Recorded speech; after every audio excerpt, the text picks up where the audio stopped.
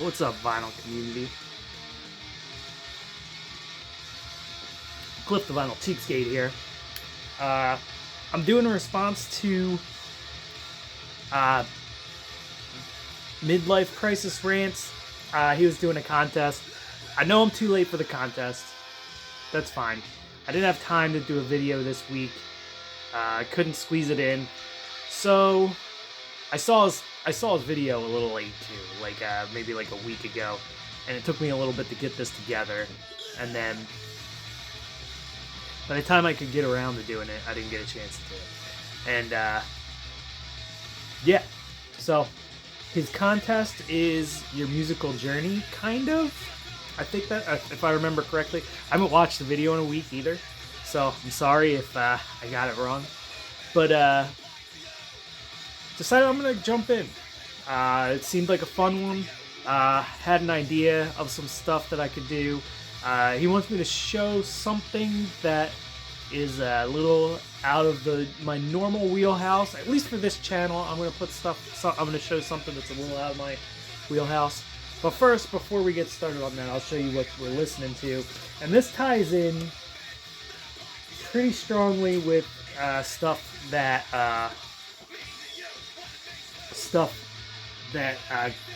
got me into my musical journey, and that's the late 90s, mid to late 90s Philly scene. Was a big part of getting me into music just in general. The Philly punk scene was a huge thing for me when I was young. Used to go to shows in Philly all the time. I grew up right in New Jersey. I grew up right outside of Philadelphia in New Jersey, and we used to sneak on the bus and go to shows all the time. My parents thought we were just hanging out at my friend Matt's house all the time. We were driving over the bridge going to Philly. So yeah, it's a great comp, Philly Shreds comp. Great lineup of bands, all the ones that I grew up listening to, like Violent Society, This Is Just Sucks, The Boyles, Flag of Democracy. All those great Philly bands from the mid, late 90s. Cool stuff. Now, he wanted me to show something that's a little out of my normal wheelhouse, and I usually like really fast, aggressive music, but sometimes I do dig some kind of chill, kind of almost folky stuff. Decided to show this Bonnie Prince Billy, I See a Darkness, and Palace Brothers. I love this Palace Brothers album. Kind of like stripped down indie rock, folky stuff. Check out just really smart lyrics, good guitar parts, well-written songs. But yeah, that's something that I don't buy a lot of this stuff, only the stuff that I really, really like. And Bonnie Prince Billy, Will Oldham in general, I really like his stuff. Something about him just rings a bell with me, and I enjoy it. So that's something that I don't usually show on the channel, that decided that's something that I enjoy. But let's get started on this musical journey thing. So first things first, I'll be right back. Alright, so forgot a really important one. Had to go grab it. But yeah, as for my musical journey, I've always liked music, even as like a little kid. Growing up in the 80s, like as a little kid in the 80s, I was born in 1982. So my first favorite song that I ever heard on the radio, and it was one that I loved, I freaking loved it, was a song.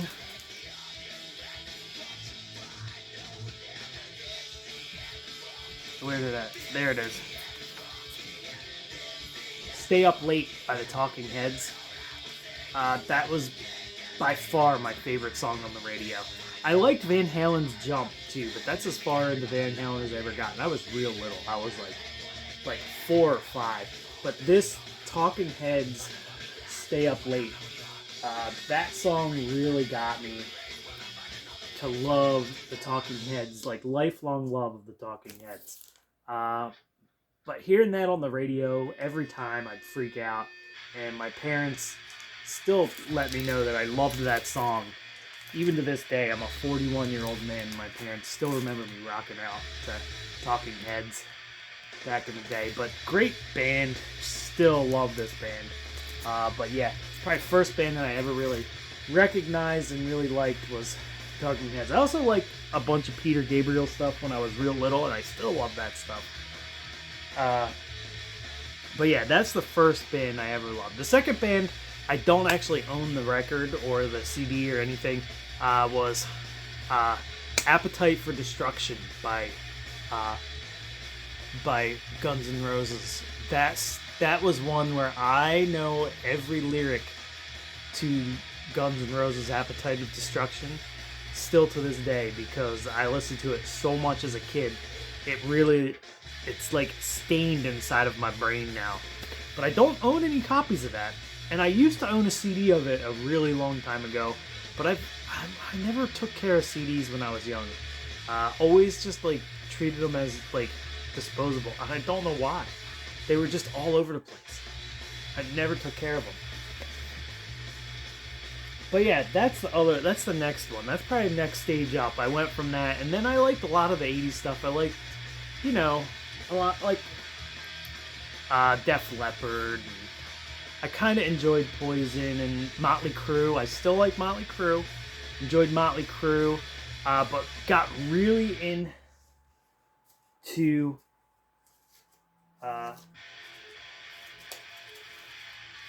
Iron Maiden after that. Iron Maiden was a key element. Really enjoyed Iron Maiden at a young age. And this was my first Iron Maiden record that I ever got. I got this when I was older. I got this on eBay. When eBay was real young. And I think I might have still been in high school. So it was like, well, it was probably 2000, 2001.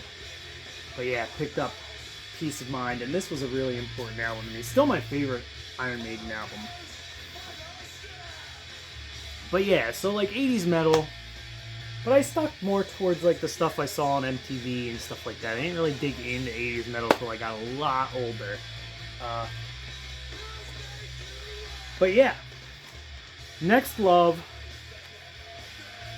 that really like brought me into finding new music. And really kind of got me into punk rock with their love of like punk rock stuff. But I don't consider them a punk band at all, but Nirvana.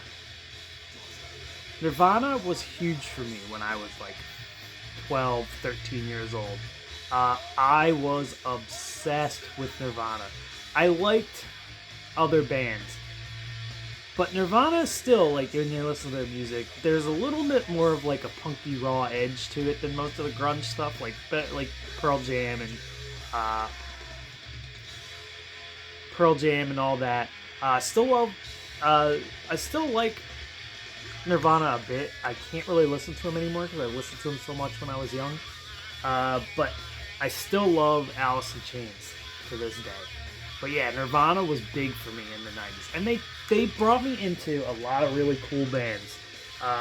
Because when I started kind of researching Nirvana a little more when I was like 13, 14, I found that they loved some great bands. And some of the bands that influenced them that I now like a lot better than Nirvana, the Wipers. I started getting into the Wipers through Nirvana, and I would look up their stuff on the internet. That's how I figured out I do like the Wipers. And now I hear all their music. I can hear Wipers in Nirvana's music really strong. And another one that got me into them, and I used to watch the MTV videos and stuff of this band, and I liked them then too, the Melvins. Melvins really kind of put me onto like more heavy stuff, and I liked how much heavier they were than Nirvana. But a big turning point, big turning point,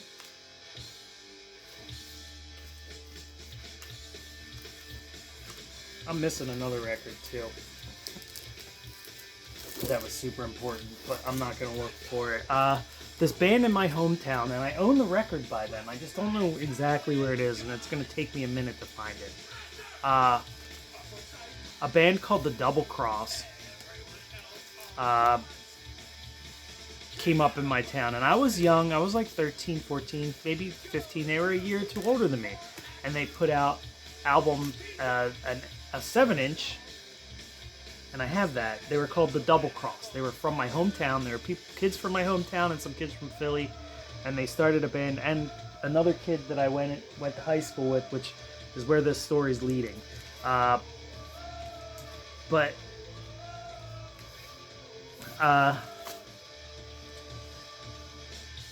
They were a band in my hometown. I went and saw them live. And they really made me think I liked punk rock. Because I was starting to get into Green Day and, like, you know, stuff like the Nirvana stuff, like the Germs I liked. There were certain bands that I was into back then that I was starting to get into, like 13, 14 years old, because Nirvana liked them, and they were on MTV and stuff like Green Day, that type of shit. But what really changed that was the Double Cross and seeing bands like these kind of bands, patches around. This Sucks. You don't know who This Sucks is, you should check them out soon.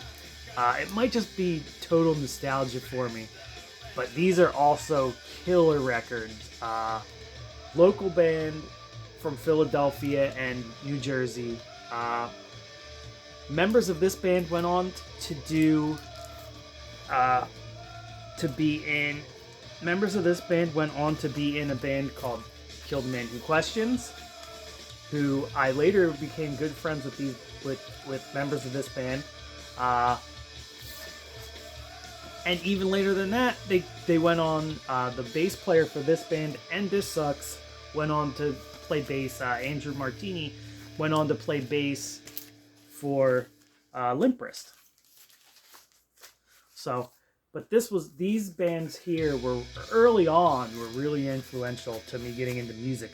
And not only that, like I said, I became friends with some of these guys, because they were like the most welcoming, nice people. They were putting on shows, and they would talk to you, even if I was like a 15-year-old, 14, 15-year-old kid when I met these guys, and they would talk to us. They were a little older, like late early 20s probably, but great people.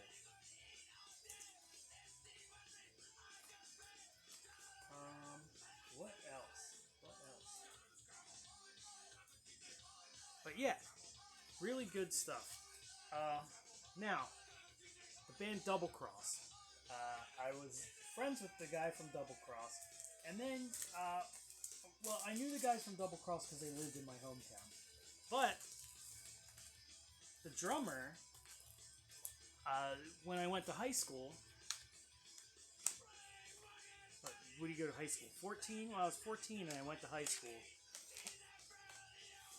the drummer was in my gym class. So we recognized each other from, like, you know, I knew the guys from his band. So he said, hey, I know you, you're Cliff, blah, blah, blah. But, yeah.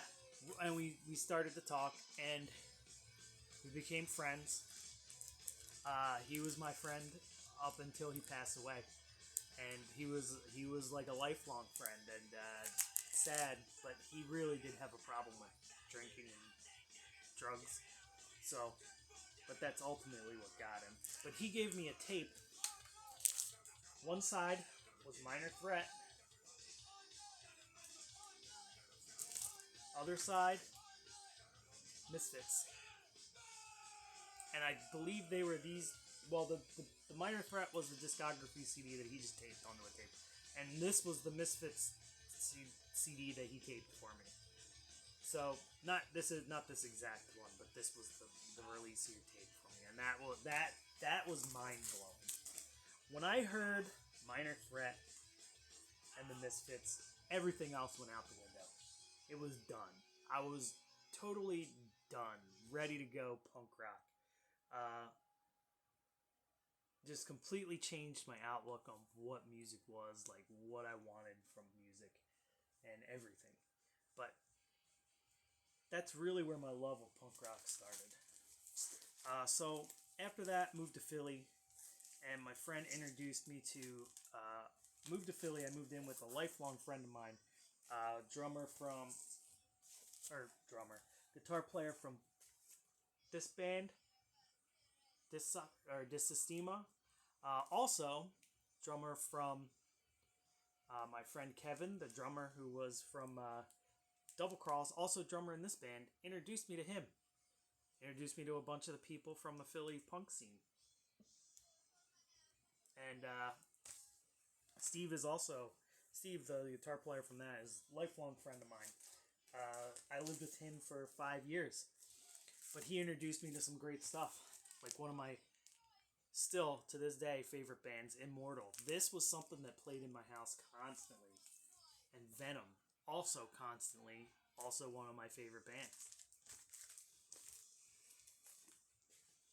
A couple more. I'm going to make this one quick. But a couple more that were really instrumental. Judas Priest. I always liked Judas Priest. They were in the 80s metal part of my growing up. I really liked Judas Priest, but I always thought I liked... I don't know what happened to the sound on this. I don't know if it's just the recording or something's wrong with my setup over there.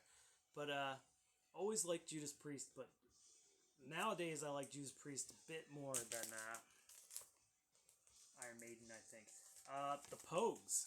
This was always on at parties. We covered a Pogues song in one of my bands. Just really fun. Love the Pogues still. Great band. Tragedy. Tragedy introduced me to a bunch of international hardcore that influenced them, that I still seek out to this day and search for. Last but not least, Motorhead.